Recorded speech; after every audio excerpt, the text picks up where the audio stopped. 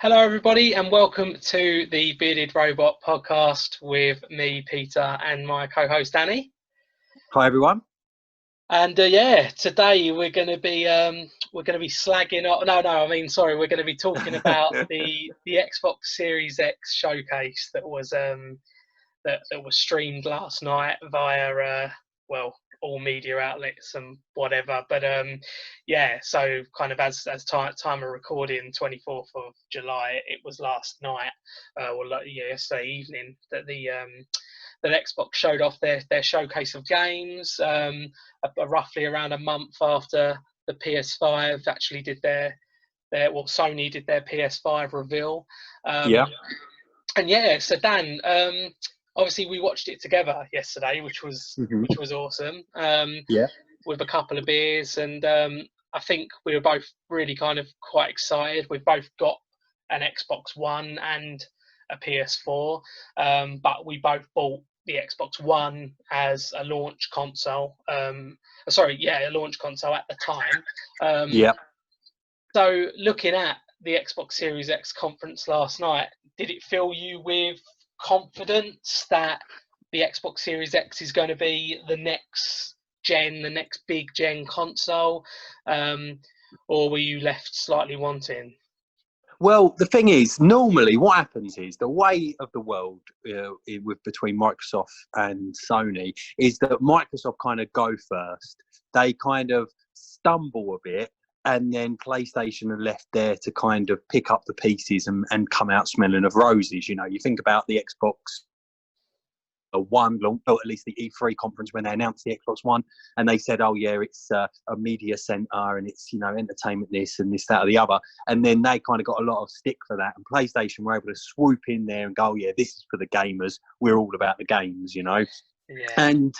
And normally, again, with the games for Gold or the PlayStation Plus games, the Xbox announced theirs, and then like a week later, PlayStation can announce theirs, and they're kind of like, "Oh yeah, look, don't worry about them. We'll give you some good games," you know. And so they've always had kind of a bit of a advantage in that step. That Xbox usually go first, so it was quite surprising to see that PlayStation announced their one first of all, and that kind of gave Microsoft the chance to kind of be more prepared in a sense, you know, and kind of think, okay, PlayStation conference went really well. You know, they've showcased some good games, so now we need to up our game. And for me personally, I didn't feel that Microsoft really pulled it out the bag last night. I've got to be honest. I mean, how do you feel?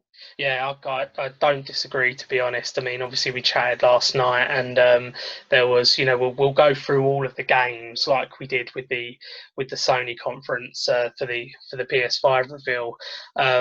Nothing really jumped out at me. There was maybe one or two games that I thought were really exciting, which we'll cover. But generally speaking, it wasn't it was slightly lackluster, and it has been different this year, I must admit. I mean, I do have a little bit of sympathy with the likes of Sony and Microsoft, because there was no E3, there was no kind of huge buzz and audience. They were done by streamed conferences, which, to be fair, isn't too much different, to say doing an E3 conference. But I don't know, had the COVID situation not happened, maybe we would have seen release dates already. Maybe we would have seen stuff like that already, and that might have made things a little bit more exciting. But certainly so far, I do agree that it was slightly lacking last night, and I found myself, every time they come up like, world exclusive, I kind of looked over to you and kind of said, right, what's up their sleeve now? And then it was always a bit of a kind of roll of the eyes, right? Let's wait and hope the next game's the one that blows our minds and gets us really excited. Going back to what you said about the sort of the conferences, they maybe you are probably right that they were a bit ill prepared for such a eventuality, and they had all plans for E3 and what they were going to do in that. But having said that, I felt that when we watched the PlayStation conference, I did come away a bit more I come away quite buzzing from it. Maybe it was the reveal of things like Demon's Souls Remastered and even Resident Evil 8, which isn't an exclusive title, but PlayStation kind of got the exclusive rights to announce it first during their conference, so maybe they had sort of stolen a bit of the buzz on some of the bigger games and that. Yeah, But yeah.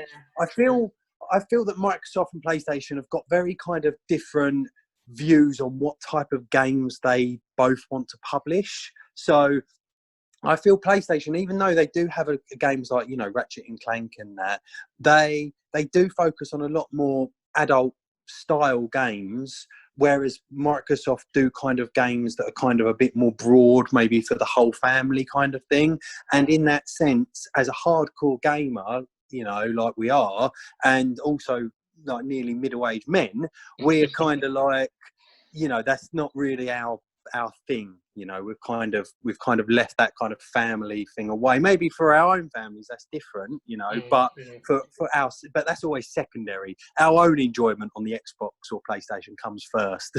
Yeah, no, of course it does. Yeah, but because it's always been like that. And to be fair, even when you and I mean, I've known you now way too long, and you know, even when we were younger, back in school and stuff like that, we got our hands on Manhunt, we got our hands on Silent Hill, and they were, don't get me wrong, we loved our Final Fantasies and stuff, but we've always liked those kind of gritty gamers games, and it makes me wonder, why I mean, this is for a completely different conversation, and we have mentioned it in the PS5 reveal, but kind of why we went for the Xbox One in many ways, because I do have some minor regrets, although I think the Xbox One I genuinely think the Xbox One is the better console. I prefer the HUD. I prefer Oh, that's fighting talk, that is, Peter. You'll definitely upset a few listeners yeah. with that slanderous comments. There's just a lot of things like, the way you kind of interact with people, the community and stuff like that. I personally prefer it. However, I will say that ultimately the big thing comes down to the games. And there are games that I've missed out on, which I'm actually starting to try and get around to playing now. And there are games that I love on the PlayStation, which just aren't on the Xbox. And when we look at stuff like, when we look at the Xbox, we kind of think, right, exclusive. What are our big exclusives? And then you kind of have to kind of stroke your chin and kind of go, okay, Gears of War. Okay, but some of them have been very hit and miss. Okay, I don't really know what else. I'm not massive on Halo personally, which we'll get into.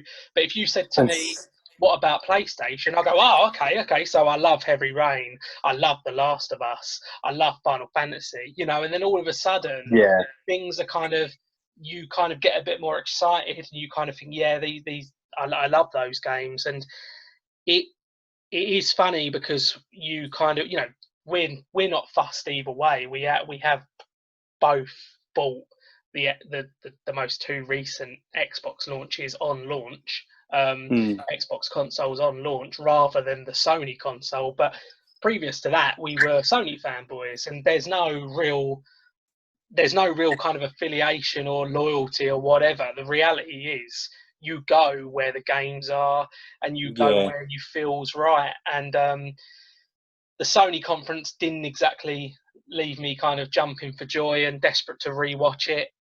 But at the same time, I thought the Xbox Series X showcase wasn't overly impressive, to be honest. No. But I thought even out of those two, I mean, the PlayStation one was far better, than if you put both of them side by side. Definitely the PlayStation come across a lot stronger, and I'm sure that we'll obviously get into that a lot more towards the end. Yeah, I think so, and I think you made a good point about the third-party titles as well. It is worth noting that Sony were able to flash a few third-party titles. This Xbox Series X showcase was only ever about exclusives, so you've got to kind of give them a little bit of kind of leeway, because there are going to be some amazing, and the third-party titles are going to be the ones, right? They're going to be they're going to be the ones that you love, the ones that your GTAs and your Elder Scrolls and your Fallouts. They're not going to be exclusives, but they're going to be absolutely phenomenal. You just know that they will, and the reality is they're going to be on both consoles, so it doesn't matter which one you've got. So Sony and Microsoft have a job on their hands to convince us, okay, which console looks better, which is more powerful, which has the better exclusives, and which one are you feeling the most. And Yeah, we'll come back at the end as to kind of where we're both leaning. yeah.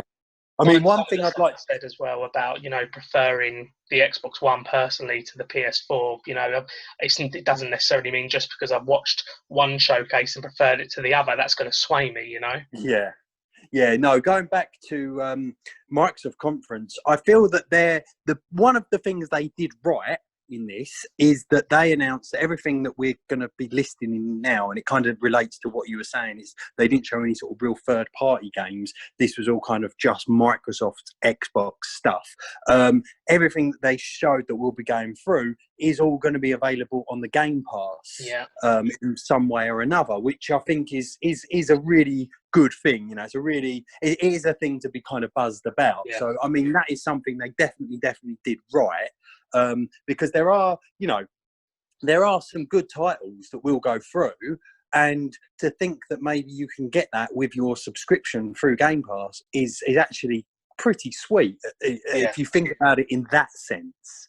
Yeah, you're right. And actually, if there had have been, maybe 5 or 6 games that we were completely buzzed by last night, then that could have been a potential game changer. The fact that they were all going to be on Game Pass, but we'll get into them. But I think that one thing I wanted to note was that there was no real gameplay last night, was there? It was no. And that's kind of got them a bit. That's got them a bit of stick on the internet at the minute now about that. They obviously showed a bit of Halo Infinite, and maybe like 1 or 2 other games. But yeah, a lot of it was just cinematic trailers. At the end of the day, that doesn't really show you anything.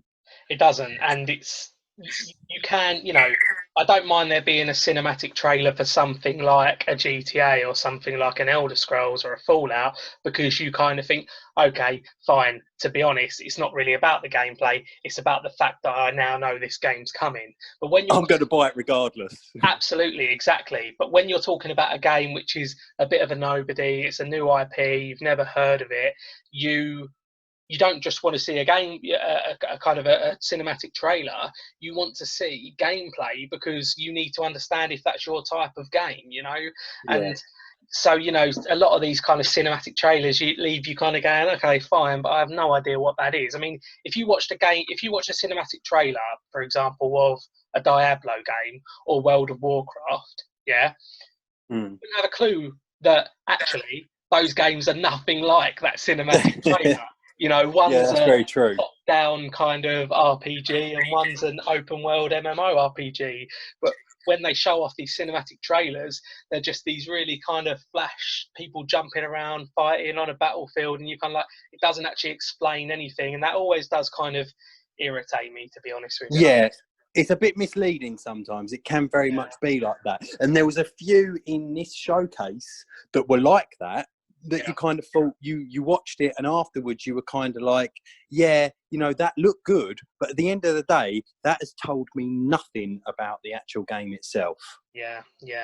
Well, I think, one thing that I kind of wanted to note, actually, that I made some notes for before we come on, to record the episode, was that I just wanted to kind of read out a few games to you, which launched on the Xbox One and the PS4.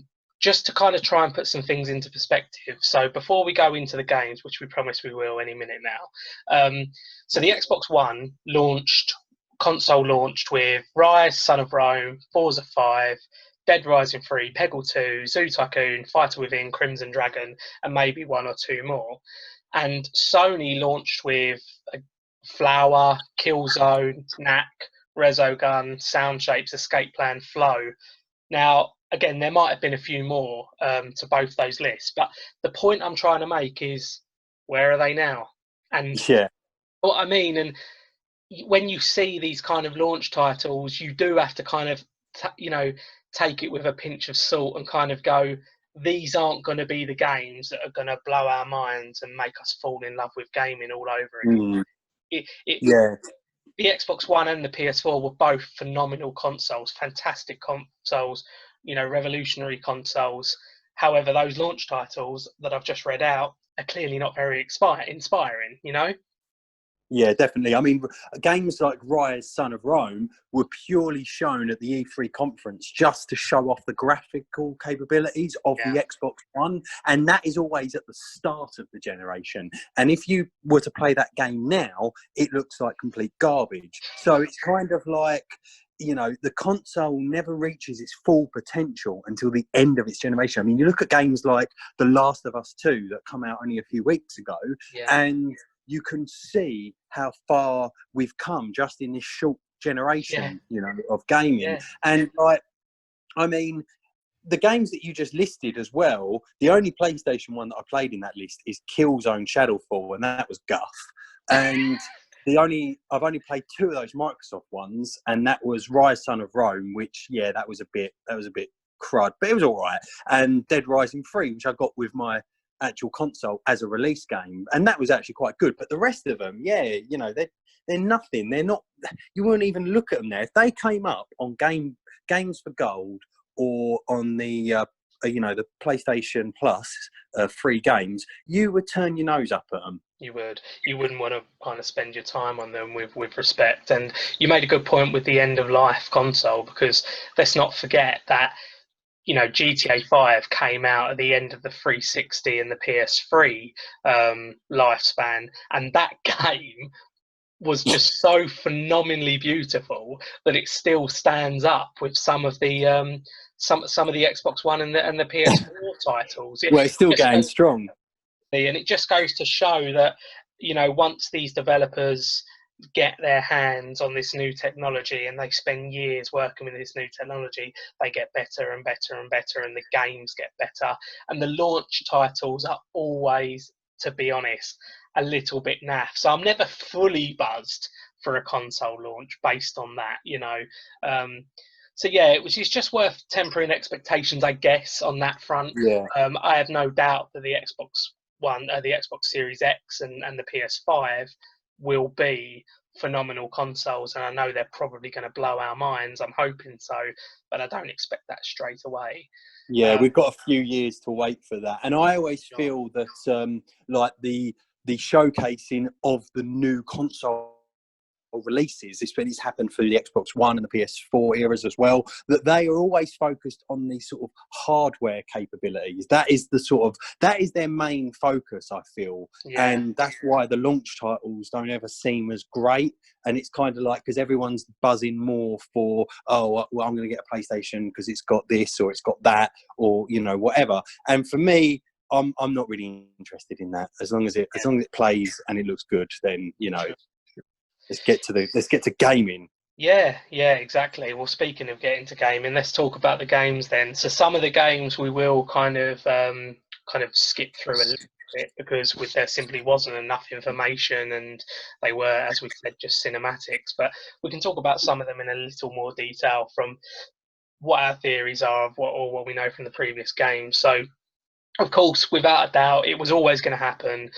They opened with Halo Infinite, a cinematic trailer, and then they had a playable demo, which was shown. Which actually, to be fair, I'm not a Halo fan. I played a little bit of Halo, but I've not really ever been into them. I know you've played a little bit more than me, but I was happy that at least they showed some gameplay from the off. That was quite exciting, wasn't it? Yeah, for the actual fans of the series, I mean, I've played every Halo game, and I don't mind it. It's just not a game that I'm particularly buzzed about. Like Halo 4, I picked it up a few years after it had already come out, before I actually got round to playing it. And but so for me, no, but for the actual fanboys, of Halo, I know that there was a lot of things there that they could get buzzed about, you know, like new weapons, or it kind of looks like it's more open world now and kind of co-op focused, which sometimes does kind of water down a storyline in a sense. I've found with a lot of games, but at the same time, it could do great things, you know. It could do, yeah, and it was always going to be their big boy, and it's got a massive following, so it will sell consoles for them, no doubt. Yeah, definitely. Yeah, and it's worth noting as well that, you know, this podcast it's all about opinions, and me and Danny can't like every single game that comes out. We've got our niche, we've got our preferred genres, and we always want to hear from you. If you think Halo's a phenomenal game, and you think that you've noticed some stuff which is massively improved on the previous Halos, then do get in touch and let us know. We'd be happy to kind of be corrected on some areas, but it's all about opinions. And for me, it was always going to be the first game that they announced on the showcase, but it didn't blow my mind, to be honest with you. And actually, do you know what, even just looking at the gameplay, and again, I'm sorry for anyone who's a massive Halo fan, but I didn't see anything game changing for me. I didn't see anything which kind of blew my mind. I mean, it kind of just felt very Borderlands, to be honest with you. We both said Borderlands, didn't we? It did have that vibe, didn't it? Yeah, it did a little bit, and that's just kind of how I felt. So with so the next game kind of popped up. It's kind of roughly in chronological order here. Easy for me to say. We saw the cinematic trailer for the new State of Decay games, State of Decay 3. It was just a person travelling through some snowy woods, and eventually came across a deer that was infected, and basically took a shot of it at it. But there were, again, nothing really that kind of explain the differences between State of Decay 2 and State of Decay 3 and all of the improvements. I know you were a massive State of Decay fan, not so much State of Decay 2. What would you like to see, Dan, with State of Decay 3 to kind of improve on that experience you had with the second one? Yeah, well, I mean, I love number one because it was good. It was all about building up your base and going out and getting items and that, and it did need multiplayer. And then they thought, okay, so let's make it multiplayer, and they released number two, but it was dull, and it didn't have no story. Like I'd said with the Halo and the multiplayer campaign focus, they had kind of gotten rid of the kind of story element to focus too much on multiplayer, and that's exactly what State of Decay 2 did. Now, obviously for me, State of Decay 3 would need to kind of bring back more story elements into it and that, and hopefully I won't need to have played number 2 because I sacked it off about a quarter of the way through. But yeah, obviously the inclusion of zombie animals is brand new, so that gives you a little hint, as well as I feel like a lot of the time games kind of go, oh, we're releasing a DLC or a sequel, but it's set in the snow. Like Horizon Zero Dawn had a DLC set in the snow, and oh god, there was another game I had it on the tip of my tongue. Had a Wasteland. Wasteland 3 was very focused on, oh, we're going to be in the snow, and it's kind of like, right, but that doesn't really, that's nothing, tell us about the actual game. Yeah, exactly.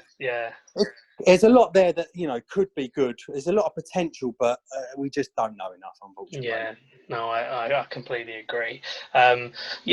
So we had Phil Spencer pop up with his T-shirt, which I think was a Halo T-shirt, of course, standard, and spoke about the Xbox Series X console a little bit, just about how powerful it's going to be. We did mention on the PS5 reveal episode that there is no question that the Xbox Series X is the more powerful console. But again, we have mentioned in the past that actually the PS4 was the more powerful console out of the PS4 and the Xbox One. And personally, again, all of those people that are very anal about things, I'm sure they will have noticed massive differences. I've played both. I personally don't notice a massive difference, and I'm hoping it's similar for these kind of consoles. But yeah, it was quite cool to see the console kind of taken apart with the fan at the top, and just how the tower block kind of works from the inside. It was quite cool. It's quite a cool looking console, I guess. But they didn't really show enough of it. However, he didn't really go into details. I think his main focus was obviously the gaming. That's all just for Xbox and on the Game Pass and stuff like that. Yeah, no, completely. So we had Forza Motorsport 4. Forza Motorsport 4? No, Forza Motorsport. Sorry, just Forza Motorsport, which was announced with, you guessed it, it was a a cinematic trailer with shiny cars, and listening to mine and Dan's PS5 reveal, we have some issues with racing games and how every single racing game is promoted in the same way, and it's just extremely infuriating.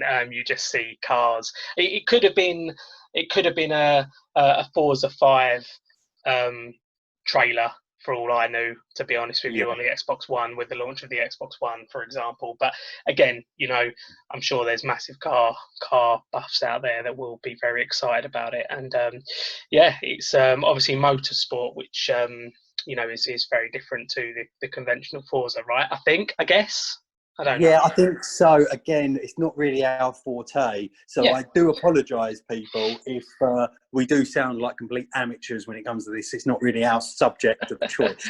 No, well, not everyone's an expert in everything, Dan, even though you're an expert in most things. But so we had Everwild, which was a kind of a cell shaded. You actually got your notes here. You wrote a cell shaded kind of magical kind of adventure. We also Did it look four-player co-op as well, didn't it? Yeah, it looked like it could be, because again, it was one of those ones where it was only a cinematic, Dan. So you were kind of left thinking, well, okay, fine, what the hell was all that about? But you are right, there was like 4 characters always within the trailer, and that does give you the impression, doesn't it, that it's going to be a co-op kind of adventure. But again, we'll have to wait and see on that. So we had Tell Me Why, which was made by the same people who make Life is Strange. When we were watching this, we were actually going, "Oh shit, is this a new Life is Strange?" Because it looked exactly the same, the graphics. And I had only recently finished playing Life is Strange 2, so it's still pretty fresh in my mind. And as we were watching it, I could have sworn it was a Life is Strange game, but then when it come up with the title Tell Me Why, I was like, oh right. But then you pointed out that it's made by the same developer, so it could possibly be a spiritual sequel in the same kind of way that Man of Medan is a spiritual sequel to Until Dawn and sort of stuff like that. Sure, yeah, absolutely. So there was Ori and the Will of the Wisps, which I know is a massive favourite of yours. That was actually, it was more of an enhanced Xbox Series X version of Ori and the Will of the Wisps. Again, they spoke about 120 frames per second, that kind of stuff. So it is basically an enhanced version of a game that already exists, which is a little bit of a cop-out in my eyes personally, but, again, fantastic game, very highly revered in the in the gaming community for those types of games, isn't it? I feel that this is kind of one of those ones that will be just another title that the Xbox One Series X will just have in its back catalogue from launch, so that way it doesn't look like that you've got about 4 games that you can play. They've kind of bulked up their library a bit more. Yeah.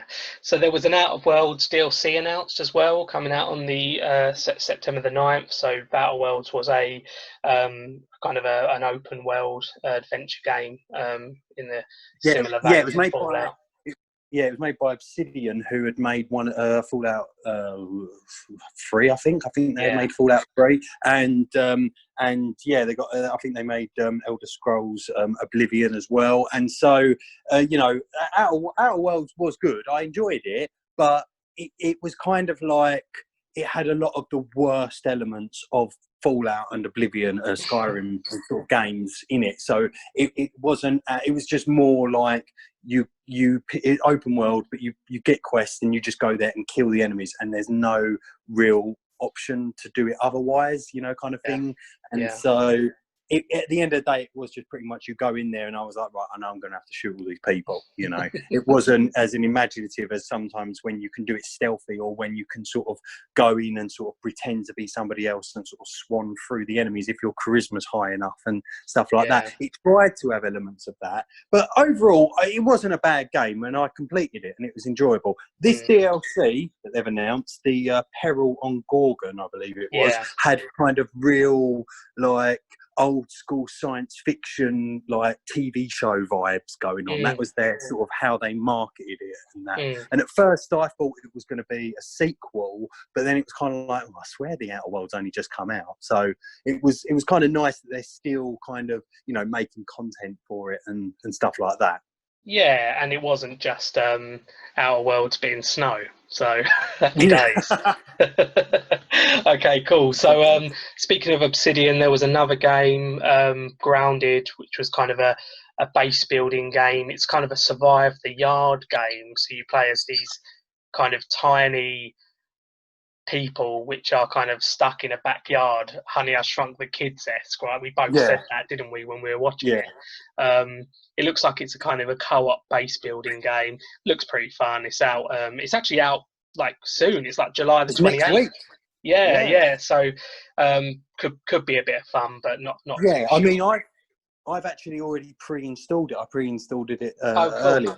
Pre-installed it anyway, and that's on the Game Pass, and I put that on this morning. But it looks like it's got similar kind of base building elements to what Fallout 4 had, where you could build your community and build it up and edit it and that. So that, which was quite fun.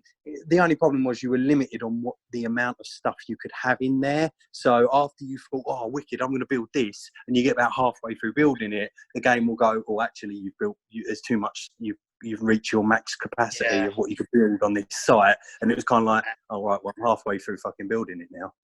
But so hopefully it won't have those kind of things going on. No, exactly. Yeah, hopefully.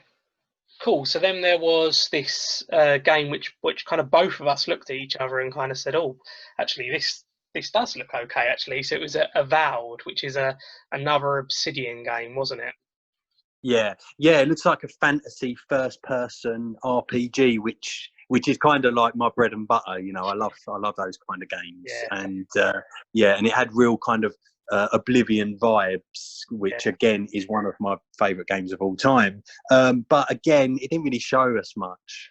No, it showed. I think the trailer kind of started with a fire arrow flying from a castle through the air, didn't it? And then you were in a kind of a dungeon, kind of under a mountain kind of dungeon type place, and your character picked up a sword it was first person, picked up a sword which had kind of runes on it, and then you had in your left hand some magic kind of conjuring within the left hand. It just gave me those Elder Scrolls vibes, you know, being able to kind of multi play with attacking and with magic and stuff like that. It did look like an Elder Scrolls game, and it's been so long since we got anything like that now. Obviously Skyrim being the last one of the series, that, you know, I think at this stage we would take anything so. And it's kind of like how Obsidian have kind of made they made Outer Worlds, which kind of had real Fallout vibes. It looks like now they're making this Avowed, which has kind of real got Elder Scrolls vibes, which, you know, I'm very happy for. That's true, actually. It almost feels like Outer Worlds was like a Fallout light, and maybe this is kind of like an Elder Scrolls light. I've not really thought about it like that, but certainly interesting to see. Yeah, certainly interested in that. I've got a couple of friends who, my friend Finn, who is absolutely obsessed with Skyrim, and every single Christmas he just gets this feel for it and just sticks it on and plays it. And I know that he says it's kind of, I can see what he means. That Skyrim is kind of a Christmassy game because you think of you know, you just think of snow and stuff like that, don't you? And I think the remaster come out in November as well, so you're probably playing it over the Christmas period that year. Yeah, that's very true. But he does that all the time, so maybe he'll finally have another game to play with this Avowed. So it's definitely worth keeping an eye on. I think that Avowed, it does look okay. So yeah, we had As Dusk Falls, which looked like a kind of Telltale interactive drama.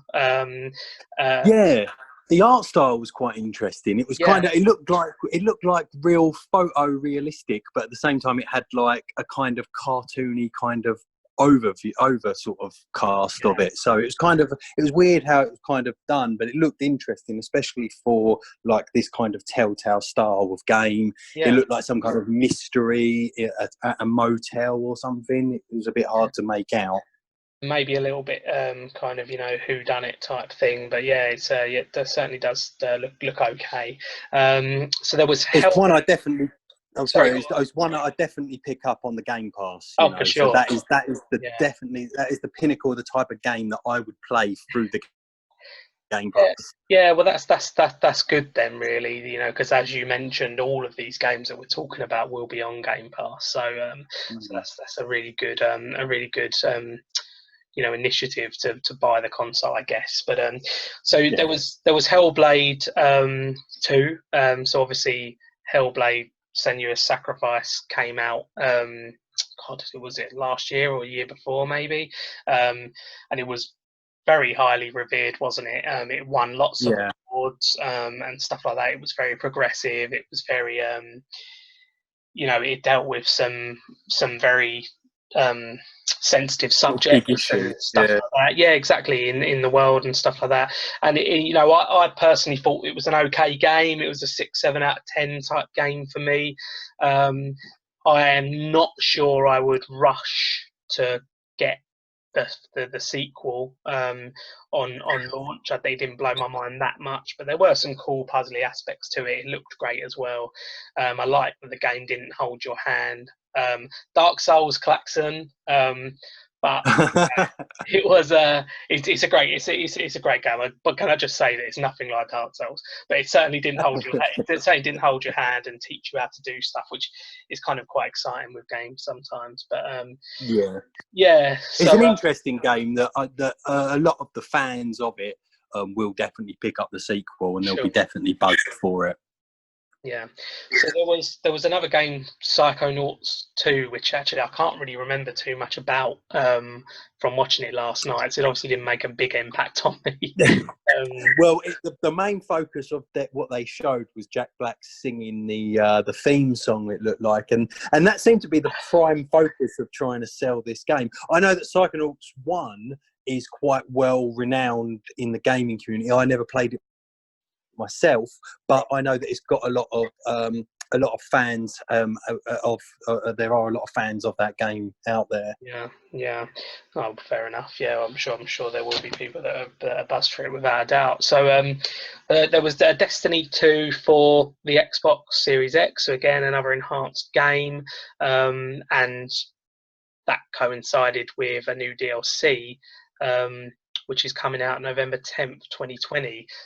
That's interesting, actually, because that's very interesting. Because if they're announcing a DLC that's coming out on November the 10th, and they're also saying at the same time Destiny 2 is coming out for the Xbox Series X as a kind of an enhanced version, I guess.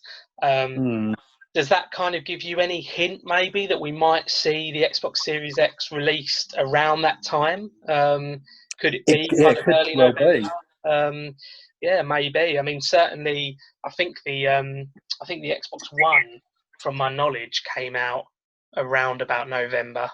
So it definitely could be the case. I've always said to you, haven't I, that these consoles are usually released just before Christmas, you know. So yeah, like you've got enough time to save up for Christmas. yeah, you know, and it's enough time to. It's the perfect time. It's when people will buy stuff. It's when people have saved money and they are ready to buy something. And you know, you certainly wouldn't want to release it in bloody February or March, would you? So if they're gonna release it, it's gonna be the end of this year or it's gonna be the end of next year, in my opinion. But again, we will see how that kind of goes. Yeah. Also, this Destiny 2 has been announced that it will be on the Game Pass with all of its DLC, which is quite good because normally what they do is they'll release the base game on there, and then obviously if you want to play the DLC, you've got to go and buy that separately. So to have everything thrown on there is really good. But the only thing is, it's like if you've played Destiny 2 and you've gone out of your way to buy all the DLC, it might feel like, oh fucking hell, I should have just waited and now could have got it for free. Yeah, for sure. No, you're absolutely right. But that's definitely a good value for money. That you know, in terms of the Game Pass, again, another win for Game Pass there.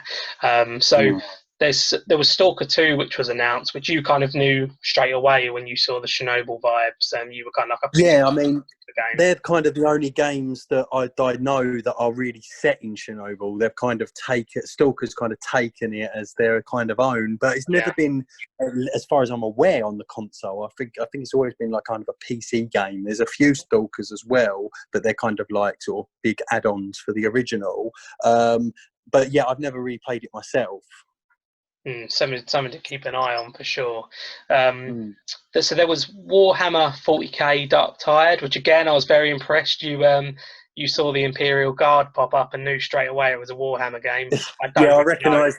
Yeah, I don't really know what I just said weapon. there. It doesn't make any sense to me, but I'm a massive Warhammer fan. So yeah, I mean, is that something you would consider a new Warhammer game?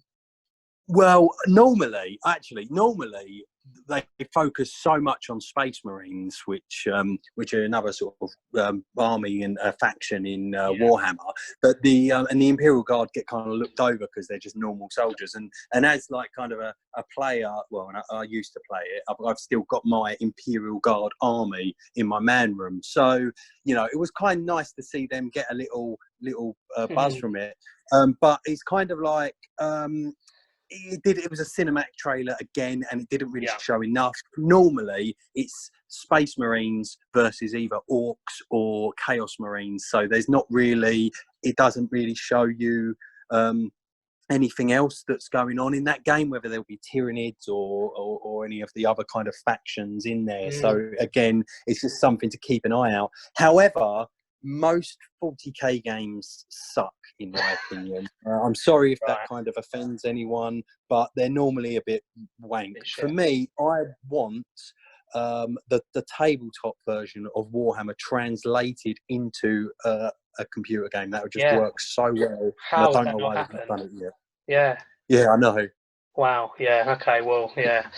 So there was Tetris, and Tetris announced. I say Tetris announced. I mean, how the hell do you announce Tetris, for God's sake? But actually, I had read about this. It's kind of like an online Tetris, which sounds shit, but it's quite a cool concept. So like, you're playing Tetris against somebody else, and when you I guess when you break your blocks, you're then putting those blocks into other people's games. You're almost it's kind of fast-paced Tetris to kind of try and beat the other person. So quite a cool concept, I guess, of one of the oldest games on the planet. It might just be a good game to just kind of pick up and have a few games online if you've got a free kind of 10 minutes or something like that, Yeah, exactly. Yeah. Or kind of with my reactions, a free 30 seconds. But so there was the Gunk, which is something. Oh, actually, I do kind of remember that. That was the. We wrote down sci-fi, a lot of kind of colour. It looked maybe a little bit cell shaded, but it was again, it looked like kind of was that the one where you had that woman who was walking along with a gun in a kind of foresty area? Yeah, it was kind of like a typical Microsoft game, wasn't it? Yeah, that's where we kind of decided that Microsoft kind of focus heavily in these kind of games. Yeah, exactly. It's not. I mean, it looked okay, and again, as a game on the Game Pass, I'll definitely give it a crack. You know? For sure. So there was the Medium that was announced, and that was actually something that both of us kind of sat up and went, "Oh, actually, again, because we didn't see much, it was a little bit annoying." But Silent Hill vibes for you? Yeah, definitely. It had kind of like the switching between the normal world and the outworld. At first, I would say that it was Silent Hill, but then I thought so. But then the more we kind of watched it, it had a bit more action orientation in certain points, and I kind of thinking, oh, maybe it isn't Silent Hill. But so the Medium, it kind of looks like that. She's blonde in one world and brunette in the other world, which was quite cool kind of character changes, but they're in the same locations, but in two different worlds. So like one might be a more hellish version of the normal world. And obviously I think they have to solve puzzles that affect, but that interact with both. Now, Dishonored 2 done this quite well, and you had like a time manipulation thing where you could see things in different times, but in the same location. So you could actually interact with something such as, doing a puzzle and knocking down a wall, and then you travel to the future, where you could now get past it, kind of thing. So maybe there might be kind of elements of that in this game. Yeah, no, definitely. Well, it's definitely something to consider. And to be fair, I mean, we said Silent Hill vibes. I mean, let's face it, if Silent Hill was going to be released as an exclusive, it wouldn't be on the Xbox, would it? So again, it's another kind of, more certainly would be, if it was going to be an exclusive, it would be a PS exclusive. But it certainly looked really cool, and it actually was something that I did like the look of as well. Yeah, we're definitely big horror fans as well. Yeah. I mean, for some reason, it seems to be all I've going on about recently. But yeah, I'm a big fan of horror games, and if it looks like this ticks all the right boxes for me. Sure. Yeah. Okay, so there was Phantasy Star Online 2. Phantasy Star being quite a very well renowned game for kind of online gamers and PC gamers certainly. Looked like a new expansive world, kind of open world type game. It looked a bit too hack and slash for me. Not personally. I kind of, if I play a kind of an MMO or an open world game, and if it's going to be a team based style game, I like it to be a little bit less hectic. I prefer it to be a bit more realistic. That's just my own personal choice. Sometimes the newer Final Fantasy style combat, even though I love the newer Final Fantasies, I love Final Fantasy VII Remake combat, for example. Sometimes you can kind of get a bit lost with it all, and sometimes you do just want to go back to a good old fashioned kind of hardcore MMO where it's a bit less kind of chaotic, crazy running around and lots of lights and damage numbers and all of this kind of stuff, and something a bit more kind of grounded. My personal feelings, anyway. It looked all right. I mean, it looked like you could set your abilities at the bottom, World of Warcraft style, and it had all like your damage numbers flashing up, so it had that real kind of MMO vibes, which we've always said that consoles need a really, really good MMO on there. I know there are some on there, but for me personally, none of them have really kind of captured that kind of World of Warcraft absolutely feel. I mean, Elder Scrolls Online is the closest I've found personally, and you've got a lot of qualms with that, haven't you? Exactly. And then even Elder Scrolls Online didn't, at the time that I played it anyway, didn't have enough end game content. The huge battle arenas weren't good enough, but we slightly digress anyway. But you're right, there certainly isn't enough. There certainly isn't a good online MMO on console yet. And when I say good, I mean I'm talking like World of Warcraft, the daddy type MMOs that kind of years gone by. So it would be nice to see one eventually, and I'm not quite sure this game is it, if I'm being honest with you, but we shall see. I could be wrong. So there was Crossfire X, which you said was kind of made by the same people who made Max Payne, which I know you were a massive fan of back in the day. Remedy. They do a lot more story focused games. So they made Quantum Break, which kind of had like a TV show running parallel that kind of fizzled out. It was a good idea, but it never went anywhere.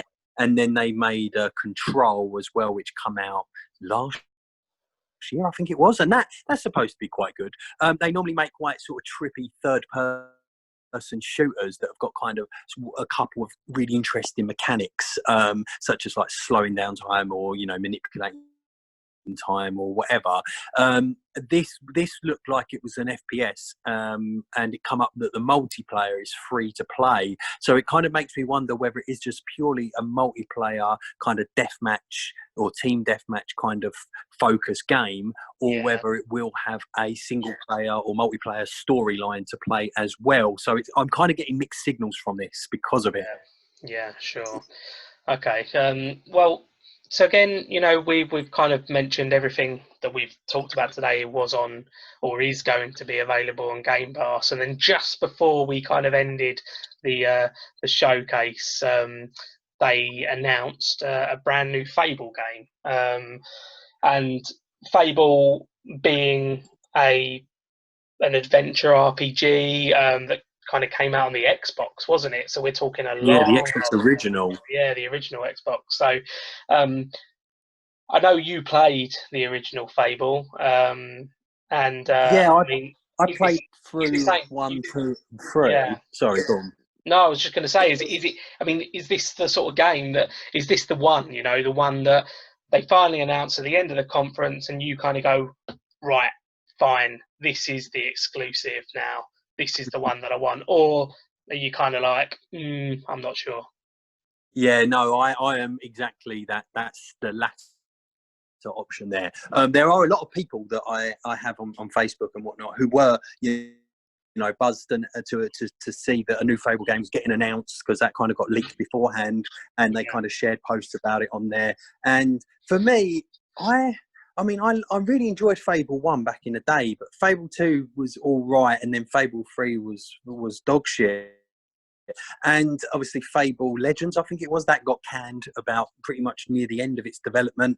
And so it's kind of been like a bit just sort of a franchise that's been meandering about for a while. And I feel that people kind of are still hyped for it, but I yeah, think they kind of forget that sometimes, yeah, maybe I think they were bad games. I think you might be you've got too much nostalgia on the original, right, and you're focusing on that, you know. So maybe this yeah, game might kind of recapture that magic from yeah, the original, yeah. but you know, it's hard to tell at this point because we were only given a cinematic trailer. Yeah, of course. And it's worth noting as well that it's just called Fable. So it's an opportunity for them to reboot um, reboot the games, you know, with a brand new engine, with a brand new outlook, with, you know, brand new story, just everything, you know. It could be, you know, we could be talking something very different to, you know, to what we've seen before from Fable, but in a similar universe, in a similar kind of style. So yeah, you know, I do think it's something to keep an eye on, without a doubt. Yeah, Yeah, um, definitely. I think that they'll be foolish not to link it back to the original games, in my sure, opinion, because of the amount of buzz that that it the will. fans have for Yeah, this new one yeah, now. So they definitely need to play it carefully here yeah, with that. yeah, yeah. Okay, cool. Well, so that was kind of it for the games. I mean, so it kind of ended, and you kind of sit there. When we said at the beginning of the episode that we were kind of left scratching our heads a little bit, going, well, I guess I'll go home now. It was okay. It was an Yeah, okay. we weren't jumping in our seats going, "Oh, fucking hell, I can't believe that No got way. announced." Oh, I'm well looking Yeah. forward to that. But as mentioned at the top of the episode, you know, there was slightly lackluster games launched with previous consoles. There is never really too much gameplay. There is going to be a lot more from third party, and some of these games will be great, and some of them we'll probably never hear about ever again. But Yeah. I guess the big question, the kind of the last final question before we wrap it up, um, we said at the end of the PS5 reveal, you know, what console were you leaning towards still? And actually, we both said, you know, it's hard to make that decision at the moment because we'd had the PS5 reveal, we had seen the kind of exclusive games that were coming on it, a couple of third-party titles, but we hadn't seen the Xbox Series X yet. So it was unfair to kind of go, what console are you going to get? Again, there will be people that get both, but I personally don't have that kind of money. At So least not right away. no, not right away. I'm sure I'll get both eventually, but to start with, you're going to have to make a choice, I think. And I think we both said, well, we're both on Xbox at the moment. We're both on an Xbox One at the moment. We were on Xbox 360 as well, even though we've got no loyalties to either one. So the PS5 reveal didn't do enough to completely sway us to move in. However, there are exclusives with Sony that really kind of, you know, blow our minds and that we love, and you know there's Yeah. certain games that will be released. And we also said that Xbox, we would have to make a decision after we had watched the Xbox showcase first. So now that you have watched the Xbox Series X showcase and you've seen the PS5 reveal, bearing in mind all of the factors and stuff like that, and we Oh, haven't actually seen price or release date yet, are you leaning towards any particular console more than the other? I got to admit, after the PlayStation one, I was kind of thinking in the back of my mind, you know what, I might just get a PlayStation. And Yeah. I don't think Xbox did enough then to change my mind. Otherwise, they didn't say, "Oh, actually, don't go. Stay and play this." You know, they didn't do that enough for me personally. So it might be that I actually do change ship and think, you know what, I'm going over to see what PlayStation's all about, you know, kind of thing. So yeah, I do kind of feel like, yeah, that is the way I'm going to go. What about yourself? Yeah, I'm sure you know what I'm going to say. It's the same thing. I mentioned games, Until Dawn, Heavy Rain, Final Fantasy, all of these kind of exclusives. Even stuff like the people that make the developers that will make stuff like Shadow of the Colossus, stuff like that. For The Last of Us, am I not going to be able to play those games if I get an Xbox Series X? And therefore, what am I going to be able to play if I get an Xbox Series X? And if the only answer is Gears of War and Halo, then it's a PS5, 100%. Yeah, So, definitely. I you mean, know, we kind of originally went from Xbox 360 to Xbox One purely because all our friends had them as well, and it was good to play together and this, that, or the other. However, it's kind of dwindled in that sense. For me, I play more single player focused games, and I play the occasional online thing, but it's really, you know, it's not something that I'm always constantly doing. So really, it doesn't really make a difference for me if I do change it. Yeah. See, for me, it's slightly different because I do play a little bit more online. However, the interesting thing is a lot of the people that I would play online games with, whether it be FIFA, Rocket League, Left 4 Dead, that type of game, certainly third-party games, which again, it doesn't really matter what console you've got, you'll get them. You'll get that third-party title anyway. A lot of my friends and the people I would play with online are both of the same opinion, and that's that they're looking to kind of make the switch from the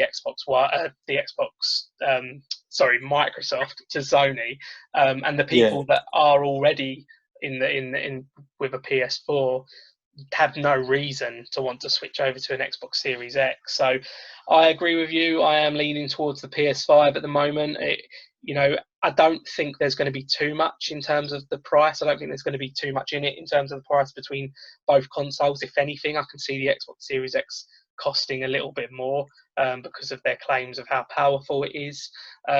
However, for me, as it stands, again, let's just say it, any kind of games, from the makers of Dark Souls. We've got Demon Souls coming out as well on the PS5, which is going to be, gigantic for me and you. I mean, imagine us buying an Xbox Series X and then watching everybody else play Demon Souls. Can you see that Yeah, that happening? is very true. Yeah, that's going to be painful. It is. It is. So it's a little bit of a loss, I think, for Microsoft over the last few days. Personally, from my point of view, and there'll be other people that feel very differently. But yeah, I mean, let us know what you think as well. I mean, are you leaning towards the Xbox Series X or the PS5? And I'd really like to know if there's anyone that has got a PS4 and looking to make the switch to the Xbox Series X and the reasons No, I behind can't. I cannot imagine that any PlayStation person is doing that. No. That is something I can't see, but definitely the other way round. Yeah, I think so as well. But it'd be really interesting to hear their thoughts if they were on why.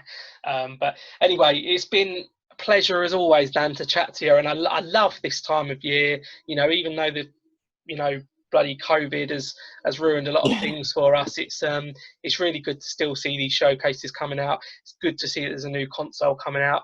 I can't wait to buy whatever console it is, the new ones, and I can't wait to kind of see more games and more third party stuff as well. I mean, we're going to be due some serious third party stuff throughout the rest of the year, so that's going to be really exciting to keep an eye on, isn't it? Yeah, definitely. I can't wait for it. It is the best time of the year for game. I love the news rather than I mean, don't get me wrong, I like when the games come out, but I do love all the sort of announcements and stuff. It gives you something to really get excited for. For sure, yeah. Okay, well, thanks everybody for listening, and we'll see you next time.